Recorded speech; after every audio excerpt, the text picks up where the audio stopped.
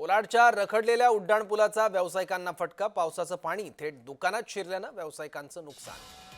मुंबई गोवा महामार्गावरील कोलाड इथल्या उड्डाणपुलाचं काम रखडलंय. त्याचा फटका महामार्गालगतच्या छोट्या व्यावसायिकांना बसलाय.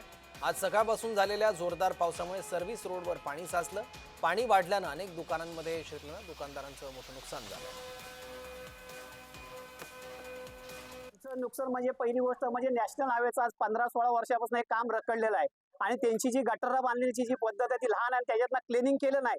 ही पूर्ण जबाबदारी या नॅशनल हायवेची होती की त्यांनी ते गटारं क्लिअर करून सगळ्या गोष्टी. तर ही आजची परिस्थिती अशी बदल की आमच्या सगळ्या दुकानातला टोटली माल भिजलेला आहे. आमच्यात नाही सगळ्या ह्या जेवढे लाईनी आहेत ना त्यांच्या सगळ्यांची नुकसान झालेलं आहे. आणि हा आता कधी असं झालं नव्हतं, पण पहिली गोष्ट नॅशनल हायवेचं 15 ते 16 वर्षापासून हे काम रखडलं असल्यामुळं ही परिस्थिती उद्भवलेली आहे.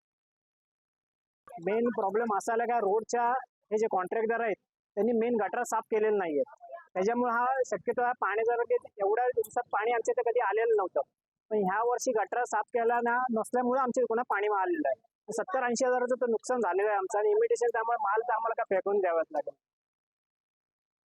रात्रीपासूनच रायगड जिल्ह्यात पावसाचा जोर वाढलेला आहे आणि सध्या रायगड जिल्ह्यात जोरदार पाऊस सुरू आहे.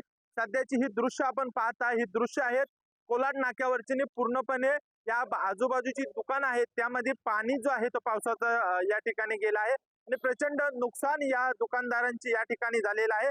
बाजूलाच मुंबई गोवा महामार्गाच्या चौपदरीकरणाचं काम सुरू आहे आणि त्यामुळे या ठिकाणची जी गटारे आहेत ती पूर्णपणे मातीने भरलेली असल्या कारणाने पावसाचं पाणी जे आहे ते जाण्यास मार्ग नसल्या कारणाने जो पाणी आहे तो आता पूर्णपणे दुकानात शिरल्याने प्रचंड नुकसान जे आहे त्या दुकानदाराची झालेले आहे.